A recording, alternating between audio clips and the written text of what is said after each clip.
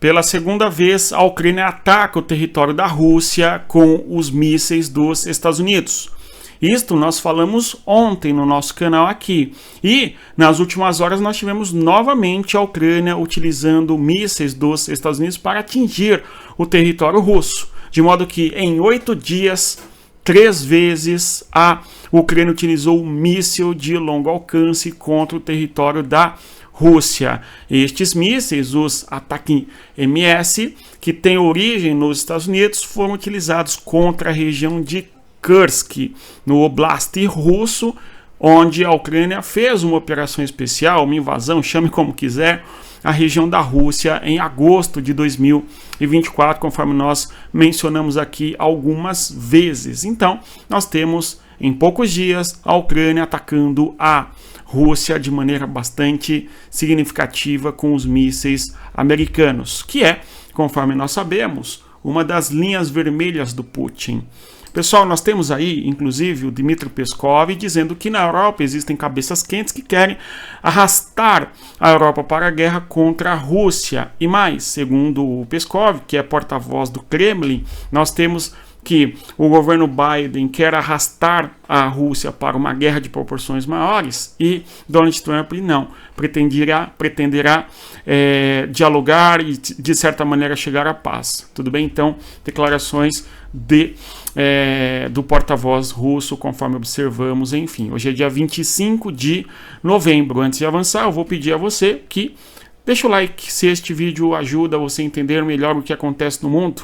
Pessoal, nós temos então hoje, dia 25 de novembro, conforme nós mencionávamos, e a Ucrânia utilizando o míssil Atak-MS contra a Rússia em 2 dias consecutivos. É uma linha vermelha, alguém vai dizer, não é isso? Mas alguém vai dizer que sim, a Rússia utiliza armas, seja da Coreia do Norte, em especial munição, ou mesmo ainda a Rússia utiliza, conforme sabemos, os drones iranianos. É verdade. Só que há uma diferença. Enquanto que a Rússia, de certa maneira, obtém ali os armamentos da Coreia do Norte e também do Irã, é a Rússia quem opera tais armamentos para atingir o território. Inclusive, todos os dias, basicamente, a Rússia lança dezenas de drones, os tais drones Shaheds, contra o território da Ucrânia. Esses drones que têm origem no Irã. É verdade, pelo menos 70, 80 todos os dias ali, alguns dias chegando a 100 drones de origem iraniana que a Rússia opera, lançando-os contra a Ucrânia. Esse é fato importante. Agora, a diferença de um míssil de longo alcance, seja o Scalp, que é de origem francesa, ou mesmo o Storm Shadow, de origem britânica, são versões de um mesmo tipo de míssil, não é desenvolvida ali pelos dois países que permitiram que a Ucrânia utilizasse tais mísseis, que têm um alcance até 700 km, contra a Rússia, né? Só que há uma diferença sutil aqui, que é o fato de tanto o Reino Unido quanto a França terem que operar o sistema de lançamento de míssil, porque é feito através de um sistema triangular, com imagens aéreas, não é? Fotoimagens, ou mesmo de satélites, enfim, para atingir os alvos, e a precisão é bastante importante desses mísseis, enfim, tudo bem?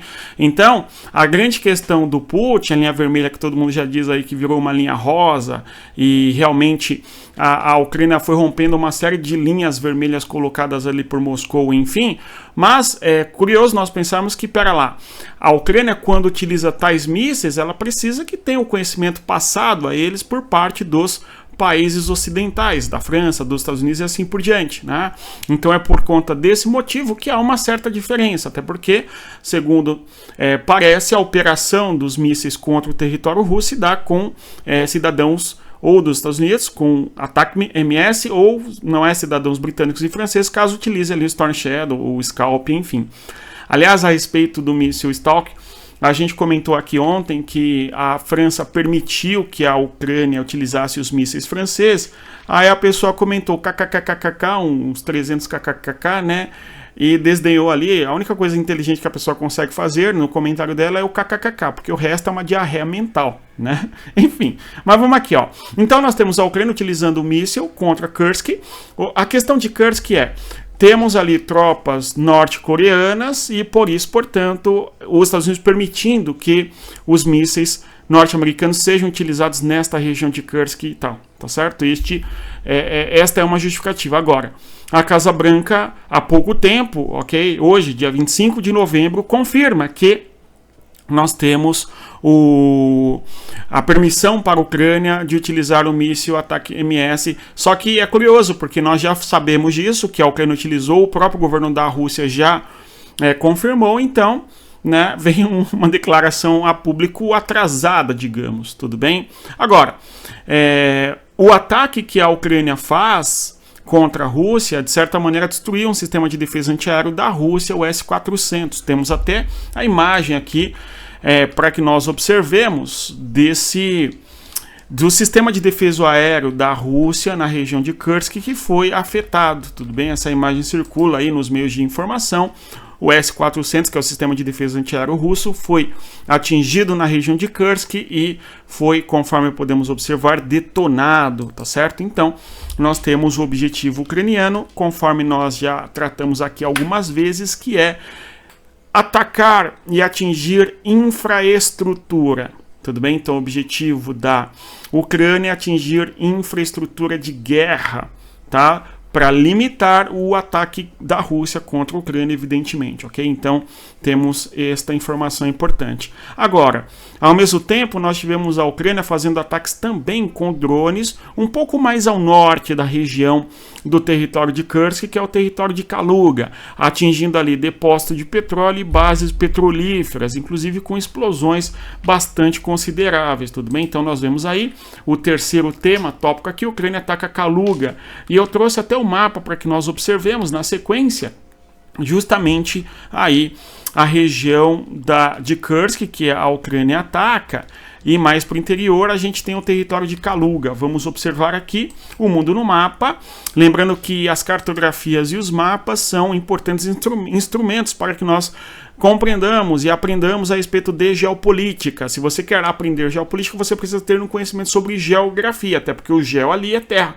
Geopolítica, o poder sobre o território. Então a geografia e os mapas são elementares e fundamentais para entendermos que ocorre um problema geopolítico, ele ocorre em determinado ponto do território, em determinado ponto da superfície do planeta Terra, tá?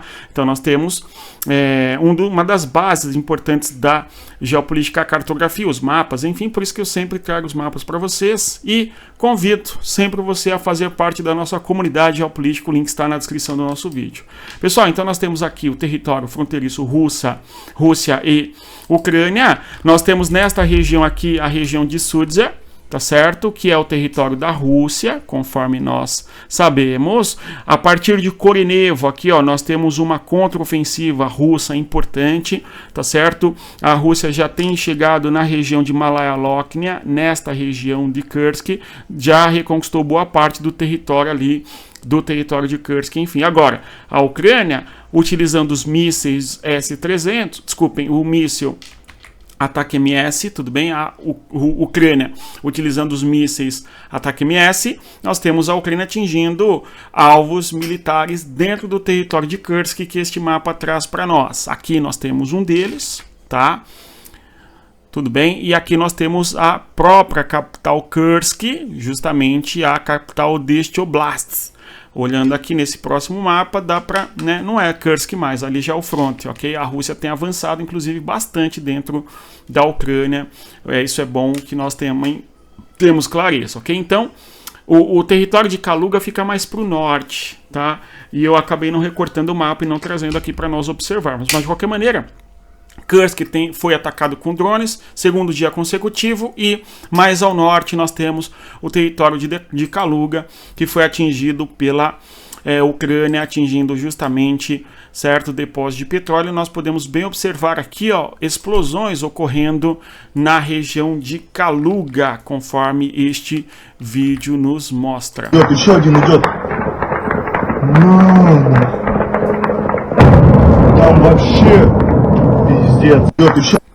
Então nós vemos o vídeo conforme deu para compreender, espero eu, tá?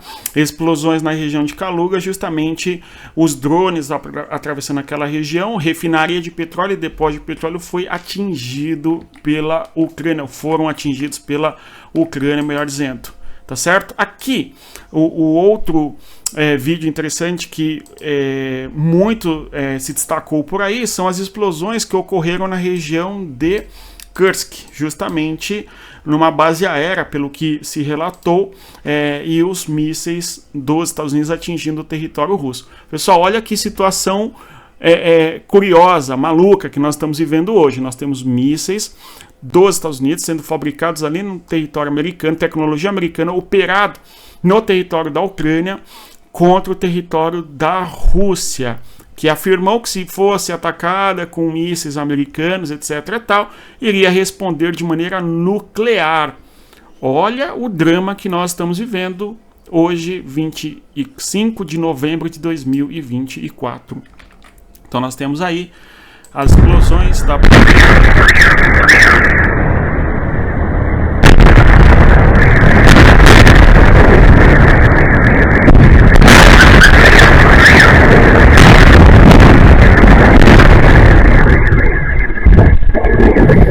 Nós vemos no horário dia 25 de 11, né, 24, 1h47 da madrugada. E fica lá 1 minuto de explosões, conforme nós podemos observar. E é o que eu mencionei com vocês, desde o dia 6 de agosto deste ano, 24, o seguinte: a guerra chegou no território da Rússia, porque até então nós tínhamos a Ucrânia atacando e fazendo ofensivas dentro da própria Ucrânia, nos territórios ocupados pela Rússia, a partir de fevereiro de 2022. Né? O que nós temos agora é uma intensificação de ataques da Ucrânia contra o território da Rússia. Tá certo? E claro, a operação em Kursk, a Rússia já retomou parte do território, conforme nós mencionamos, certo? Mas mesmo assim, ainda agora, nós temos a Ucrânia utilizando mísseis, de longo alcance contra o território da Rússia, enfim, tá? Avançando aqui, pessoal, nós temos outros temas importantes a serem abordados, que são os seguintes. Nós temos a Operação Deutschland da Alemanha. Então a Alemanha, de certa maneira, está se mobilizando militarmente. Existe uma crescente preocupação com uma possível guerra no leste da Europa. A gente vê as populações em países recebendo documentos de defesa, no caso ali defesas básicas, caso ocorra uma guerra nos territórios da Europa, tá certo? Nós até comentamos aqui de maneira mais aprofundada a respeito da Finlândia, certo? Divulgando ali documentos, a Noruega também divulgando documentos junto à população, para as populações saberem como agir caso haja uma guerra nos seus territórios, enfim, ok?